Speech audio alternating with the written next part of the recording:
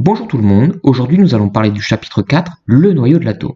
Alors je vais commencer par vous montrer une petite vidéo qui permet de voir la constitution de la matière à l'échelle microscopique. Alors je vous laisse admirer la vidéo.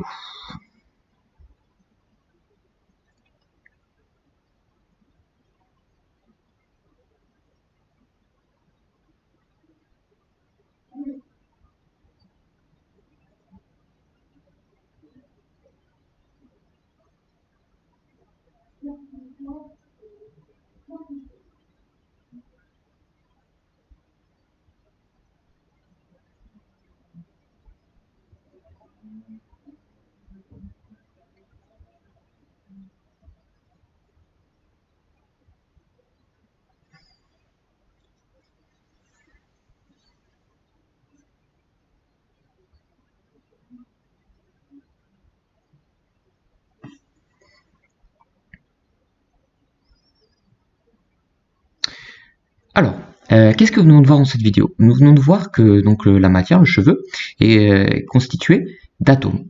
Dans ces atomes, qu'est-ce qu'on a? On a des électrons qui sont autour d'un noyau, et dans ce noyau, il y a des protons et des neutrons, comme on voit sur cette image. Alors, on va donc maintenant, dans ce chapitre, parler de la composition d'un atome et de son noyau, comment on écrit de façon symbolique le noyau d'un atome, et ensuite les caractéristiques de l'atome. C'est parti, on attaque. Alors, première partie, constituant de l'atome, composition et notation symbolique du noyau de l'atome. Alors, je vous ai pris comme exemple le noyau de lithium. Alors, qu'est-ce qu'il y a dans le noyau de lithium? Alors, on peut observer que dans le noyau, donc ce qui se trouve au centre de lithium, il y a des boules blanches et des boules rouges. Les boules blanches représentent les neutrons, les boules rouges avec des plus représentent les protons. Les neutrons sont électriquement neutres. Les protons ont une charge électrique positive. Donc, dans le noyau à retenir, vous avez des protons en rouge et des neutrons en blanc. Et le tout forme ce qu'on appelle les nucléons. Donc ça, c'est dans le noyau.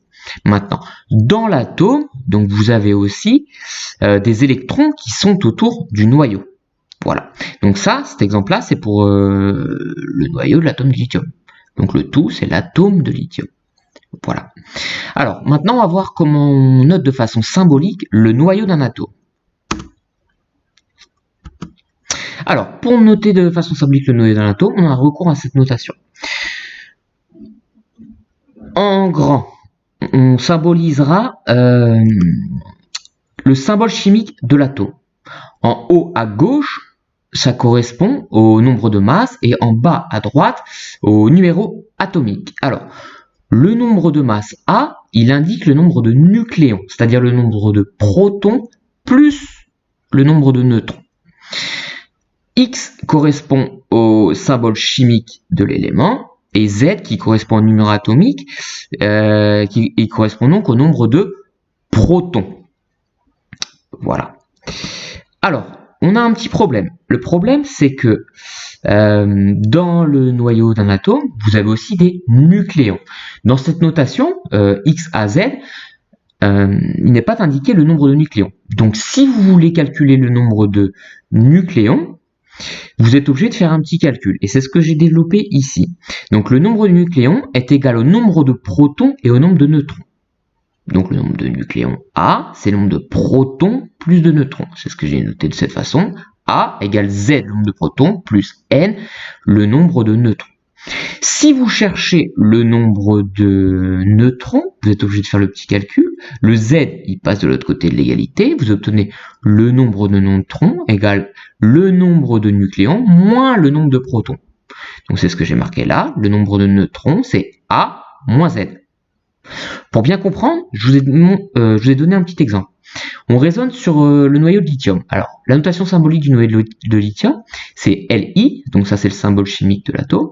7, c'est le nombre de nucléons. 3, c'est le nombre de protons. Si vous, c'est le numéro atomique, pardon. S'il a un numéro atomique de 3, ça veut dire qu'il a 3 protons.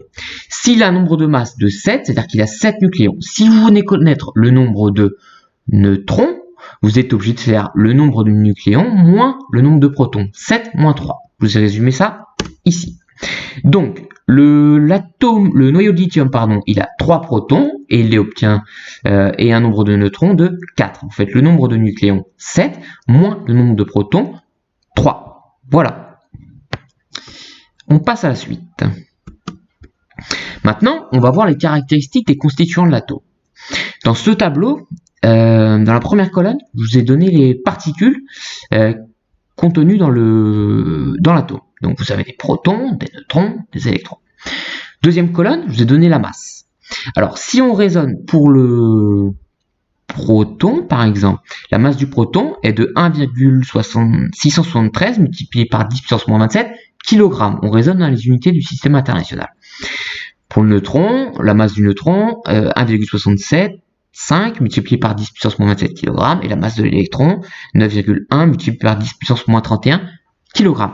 Qu'est-ce qu'on peut remarquer si on compare la masse des constituants de l'atome? Alors, on peut remarquer déjà que la masse d'un proton et la masse d'un neutron, leurs masses sont voisines. Alors, c'est ce que j'ai indiqué ici. On pourra faire une approximation que la masse d'un proton, c'est la même que la masse d'un neutron, pardon, et que c'est la masse d'un nucléon. Et on retiendra cette valeur pour la masse des nucléons qui est de 1,67 multiplié par 10 puissance moins 27 kg. Voilà, donc ça c'est à retenir. Que la masse d'un proton c'est environ égal à la masse d'un neutron, que c'est la masse d'un nucléon. Alors, si on regarde maintenant plus précisément, si on compare la masse d'un électron et donc la masse d'un nucléon, d'un proton ou d'un neutron, on remarque que la masse de l'électron est très inférieure à la masse d'un neutron, par exemple. La masse d'un électron est environ 1000 fois inférieure à la masse d'un nucléon. Donc, tout à l'heure, on négligera la masse des électrons si on veut calculer la masse d'un atome. Mais on reviendra plus précisément sur cette notion. Dans la troisième colonne, je vous donne la charge électrique des constituants de l'atome. Alors, on peut remarquer Q, c'est la charge électrique, et une charge électrique s'exprime en coulomb. On peut remarquer que la charge d'un proton, elle vaut 1,602 multiplié par 10 puissance moins 19 coulombs. La charge d'un neutron, alors comme son nom l'indique, la charge d'un neutron, elle est neutre, donc ça se charge au zéro.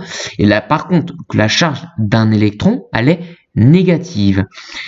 Alors, et elle vaut moins 1,602 multiplié par 10 puissance moins 19 coulombs. Donc là, on vient de voir la charge des constituants de l'atome. Maintenant, si on exprime ces charges électriques, donc les charges électriques exprimées en coulomb, en fonction de la charge électrique élémentaire qu'on note petit e, la charge d'un proton sera notée plus E. La charge d'un neutron, donc c'est neutre, donc sa charge elle est nulle. Et la charge d'un électron, en fonction de la charge électrique élémentaire, c'est moins E. Donc, ces constantes, bien sûr, ne sont pas à retenir. Si vous avez des exercices à résoudre, on vous donnera toujours la valeur des masses, par exemple, de la charge. Ce que vous devez retenir, c'est que la charge d'un neutron, c'est neutre, donc elle est nulle. Et on retiendra aussi que la masse d'un proton, c'est environ égal à la masse d'un neutron, et que c'est la masse d'un nucléon. Voilà. On continue. Maintenant, on va passer aux caractéristiques de l'atome. Alors, on va parler des dimensions et de l'électroneutralité de l'atome. Je vous ai repris l'exemple de l'atome de lithium. Alors, qu'est-ce qu'on peut observer sur ce schéma? Ici, je vous ai mis une flèche pour représenter le rayon de l'atome. On peut observer que le rayon de l'atome vaut 10 puissance moins 10 mètres. Environ 10 puissance moins 10 mètres. Que le rayon du noyau vaut environ 10 puissance moins 15 mètres. Donc, qu'est-ce qui est plus petit? Le rayon du noyau est plus petit que le rayon de l'atome. Pour s'en persuader, on va faire un petit calcul. Ce petit calcul, il est expliqué ici. On va comparer le rayon de l'atome et le rayon du noyau en faisant une division. Si on fait la division du rayon de l'atome par rapport au rayon de noyau, on passe à l'application numérique. Donc le rayon de l'atome est de 10 puissance moins 10, le rayon du noyau est de 10 puissance moins 15. On obtient un quotient qui est égal à 10 puissance 5. 10 puissance 5, ça vaut 100 000. Ça veut dire quoi? Ça veut dire que le rayon de l'atome est 100 000 fois plus grand que le rayon du noyau. C'est ce que j'ai indiqué ici. Le rayon de l'atome est 100 000 fois plus grand que le rayon du noyau. Alors on peut se dire, qu'est-ce qu'il y a essentiellement dans un atome? Dans un atome, il y a donc un atome est essentiellement constitué de vide. Donc là, on vient de parler des dimensions de l'atome.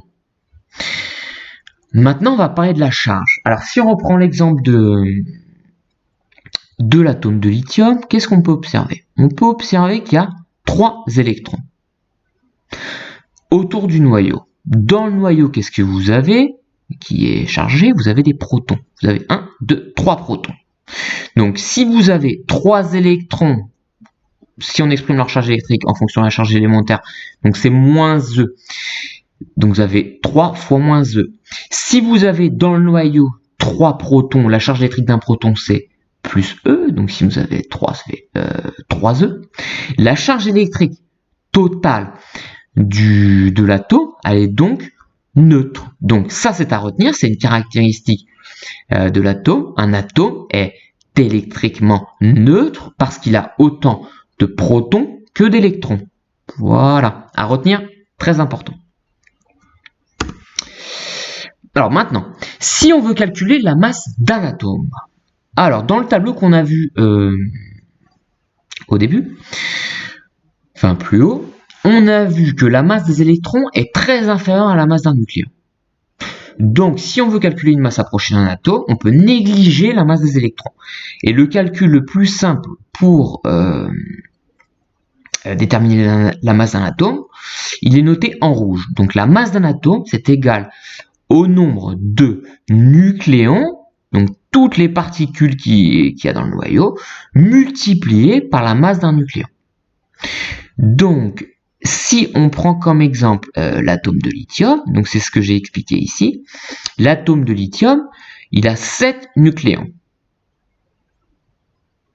Si vous faites le produit donc du nombre de nucléons, donc 7 multiplié par la masse d'un nucléon, vous obtenez la masse de l'atome de lithium. Et une masse dans le système international s'exprime en kilogrammes. Donc le calcul pour l'atome de lithium, donc ça fait 7 multiplié par 1,67 multiplié par 10 puissance moins 27.